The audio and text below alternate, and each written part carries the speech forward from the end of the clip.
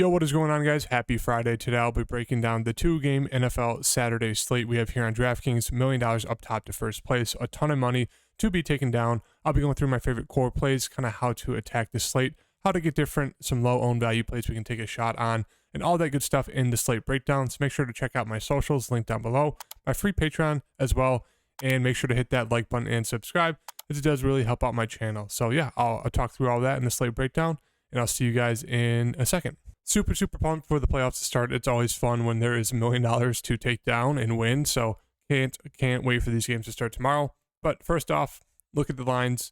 Seahawks are 10-point underdogs right now to the 49ers, 42 game total. And then the Chargers are 2.5-point favorites to the Jags at 47.5 game total. So with that in mind, kind of the first thoughts on the slate is the pricing's pretty low. Like, it's really soft across the board.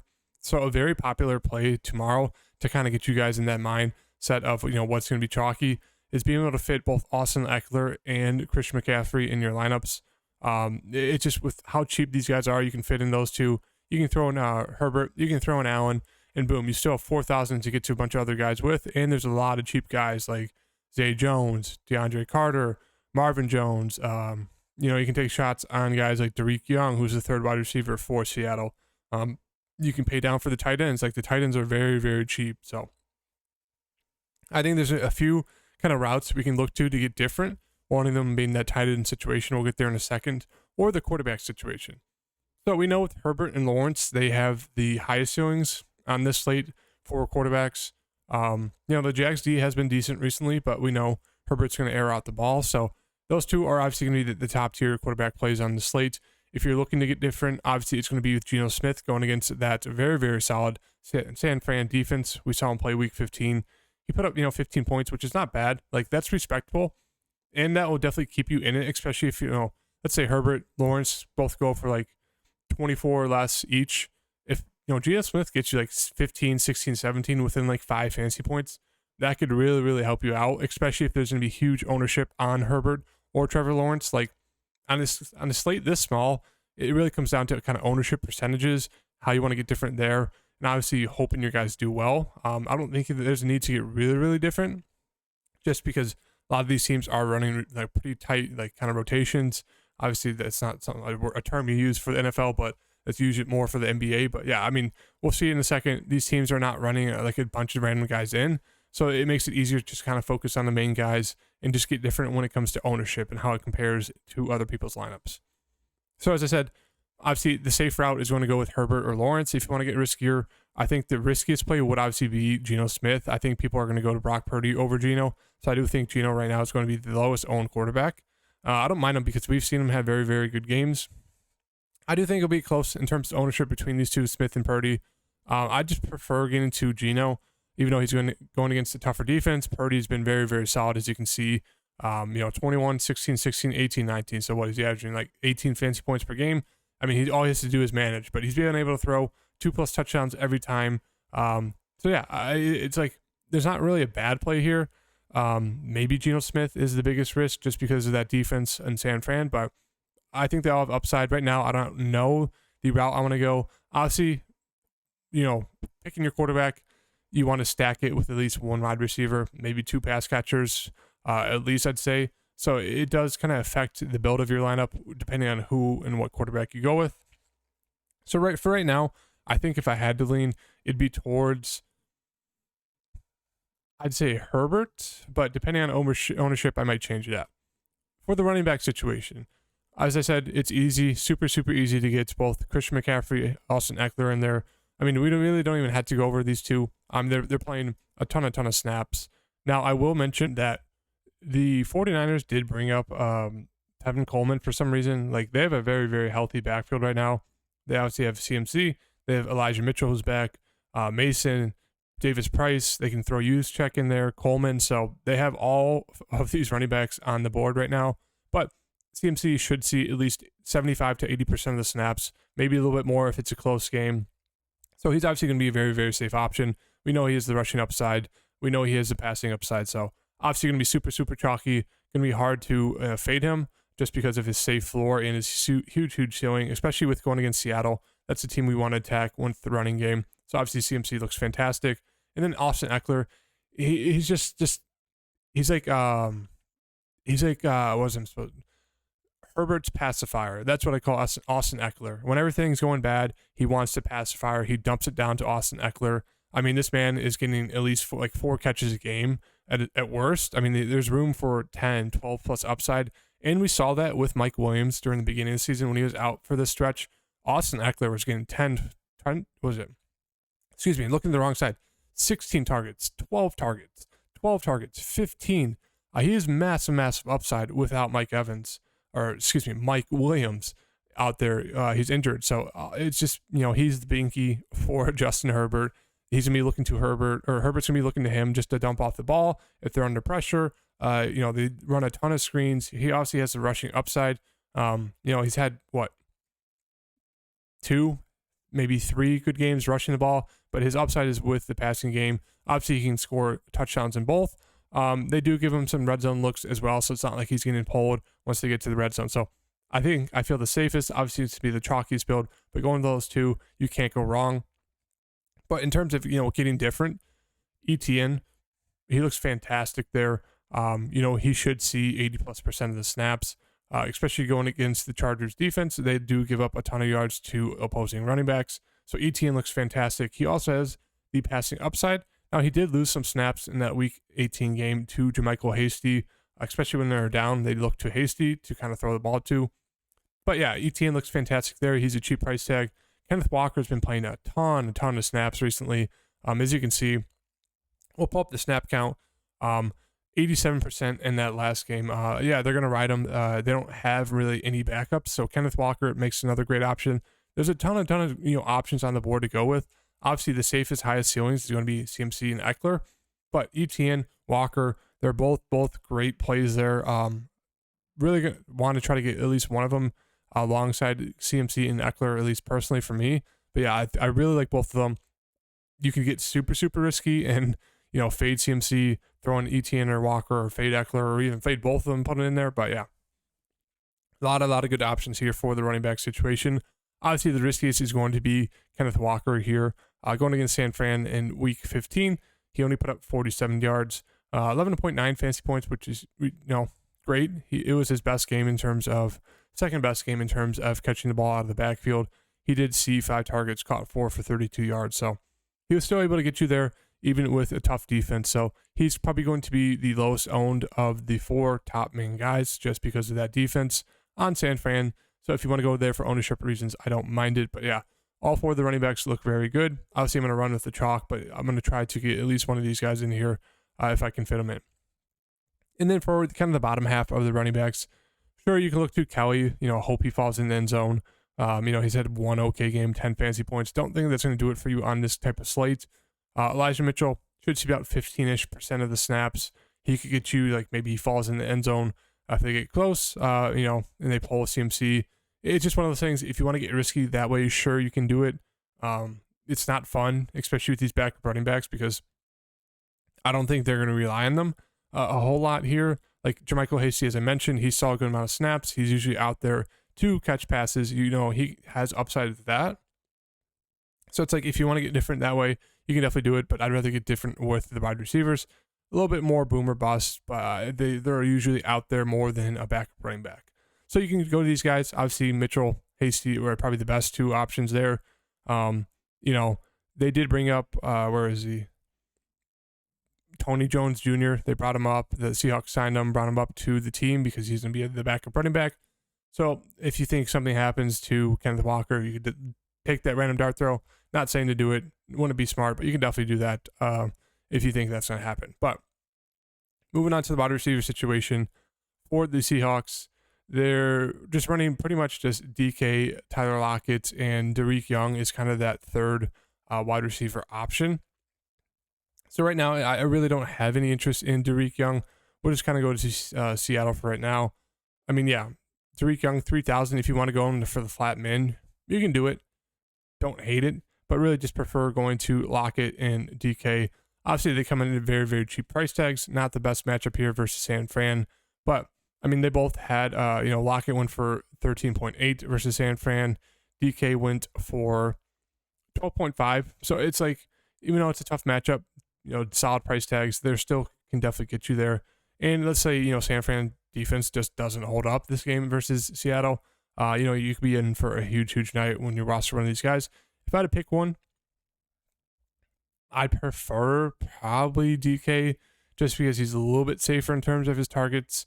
I think Tyler has a little bit more upside with the boom plays. We saw some huge games from him this season, but they're both very, very close in terms of who I want to lead towards. I'd probably say DK, but they both look fantastic here. For the tight end situation for Seattle, Noah Fant has been losing snaps to Colby Parkinson. So Colby Parkinson is going to be super, super chalky tomorrow. As you can see here, the past two games, 81% and 79. Noah Fant was 63 and 64. So definitely keep that in mind. But Seattle is definitely running two tight end sets because both those guys are getting a ton of time, and they're really not giving a ton of time to a third or fourth wide receiver. So it will be great to target one of these tight ends. A lot of people are going to go to Kobe just because he offers you a lot of salary relief here. 2,500. He's been playing those snaps as you saw a few seconds ago. He's been getting the targets 4.73. He got a touchdown in that Jets game, so he makes for a very, very safe, very, very solid GPP option there. 2,500. Noah Fant, a little bit pricier, kind of the same target range as well. 3, 3, and 4.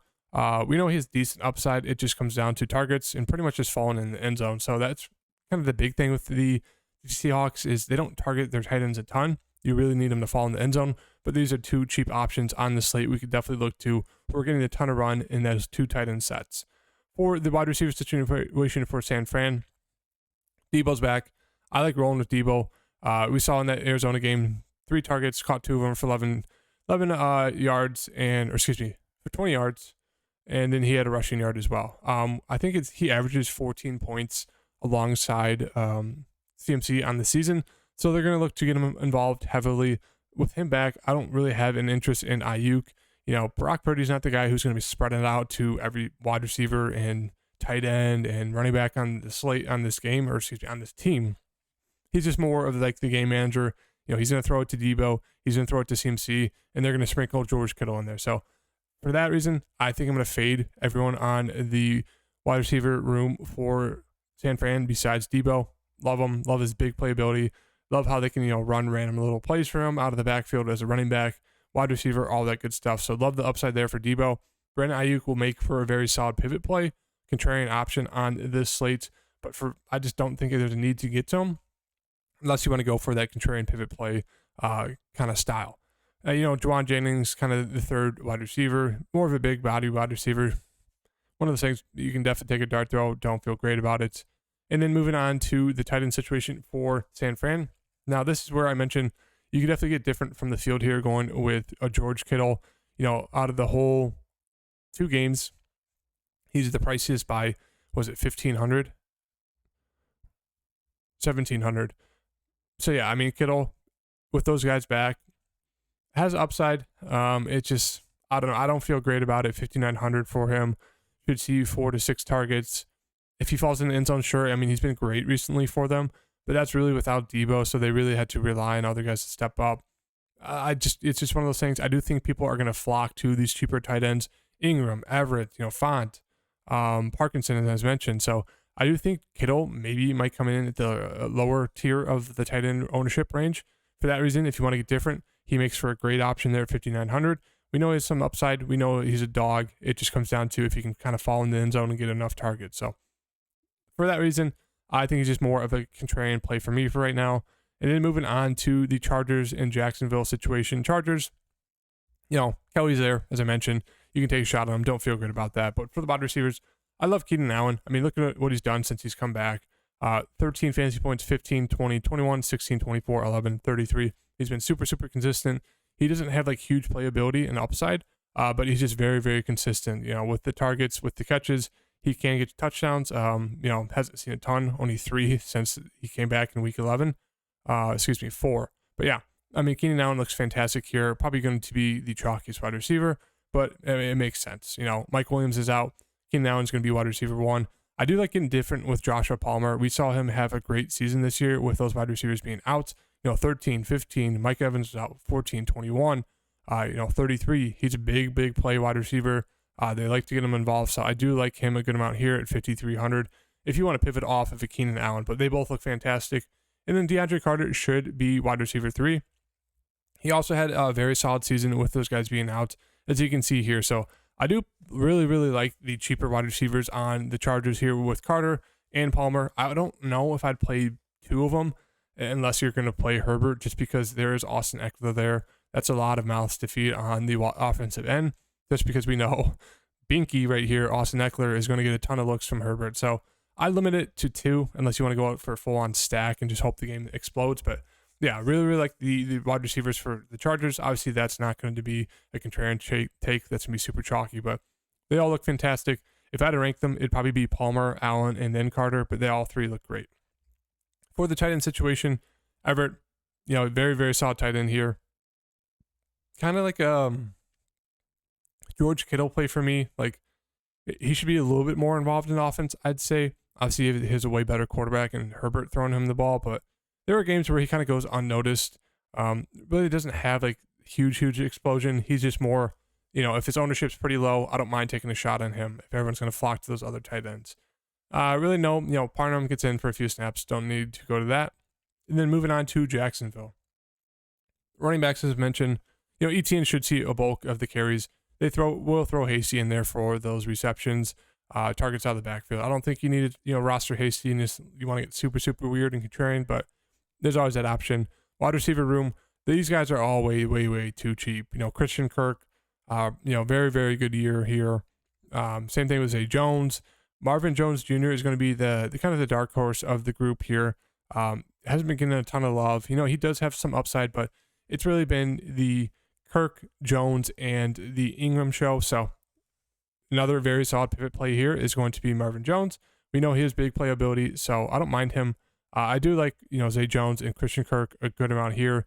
Zay Jones has kind of fallen back to earth here the past few games, but before that, he was seeing a ton of targets. So especially if this goes down as a shootout game, really expect, at least 2 to 3 guys from each side of the Chargers in Jacksonville scoring a ton of points. So really like the top 3. Don't think there's a need to get to anyone else here. And then moving on to the tight end situation, obviously Evan Ingram looks great here. He's been fantastic for them, especially the last half of the season.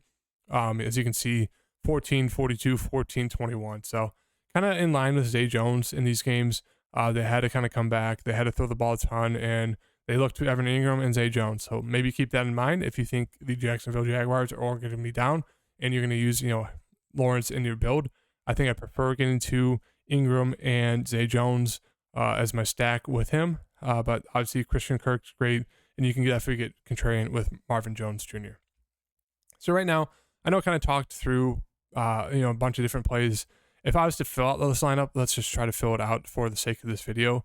I don't mind. Let's just throw in Trevor Lawrence, and as I mentioned, we'll go with Zay Jones, and we'll go with, where did he go? Tight end. Ingram. We'll throw him in there. And then we get one more wide receiver. As I mentioned, let's see if we can fit in Debo. Where'd you go, Debo? Right there. And then defense doesn't look great, but we'll throw in that's kind of where you can get different as well on the slate is the defense. A lot of people obviously are going to prefer trying to get up to the Chargers just because they're going against San Fran. Their defense is great. They scored a solid amount of points this season. They got 9 against them in Week 15. They're going to be the highest owned defense. But as we mentioned, the defense's price doesn't correlate with their fantasy output. All you need is just one turnover, one defensive touchdown to really help your lineup out. So for that reason, it's better to take shots on just the cheaper defenses to help you pay up for different spots. And that's kind of how you can get different from the field. If the 49ers or even the Chargers defense for some, 49ers, I'm assuming it's going to be 49ers, Jaguars, Chargers, and Seahawks in terms of defense. So if that could really help you out if you get the Seahawks. Brock Purdy turns it over. The Seahawks score a defensive touchdown. They have solid corners. Tariq Woolen, great corner. He could pick one, return it. If they get you 10 points, could really help out, especially if they're like 10%, 15% owned compared to the other defenses who might be 20+% owned. So keep that in mind. The defensive ownership, you can definitely get different there and get more unique with your lineup. But for right now, we're just gonna throw in the Seahawks. Gives it 5,800 left over. Not a ton I like here in this spot. Really prefer if you get up to like an ETN or Kenneth Walker. But right now, let's just go with, and that's the kind of the last thing I'll say is another way to get different. Obviously, is leaving money on the table, especially on a 2-game slate. There's a lot of different ways to go. You can also get different with use check. Obviously, he's just more a boomer plus play, but he could fall in the end zone at times. But I think right now we can do a double tight end. I think double tight end is going to be a lot more chalkier this week than it usually is, just because it allows you to pay up for a lot of other spots. But I think right now we'll just throw in. Let's just throw in a Noah Fant. So yeah, that's going to do it for today's video, guys. If you guys liked the video, hit that like button. Throw me some comments of what you want to see in future NFL playoff videos. If you want me to build out a lineup, if you want me to go more in depth on the ownership percentages, how to attack the slate, all that good stuff. So make sure to hit that like button. I'll see you guys in the next video. Peace.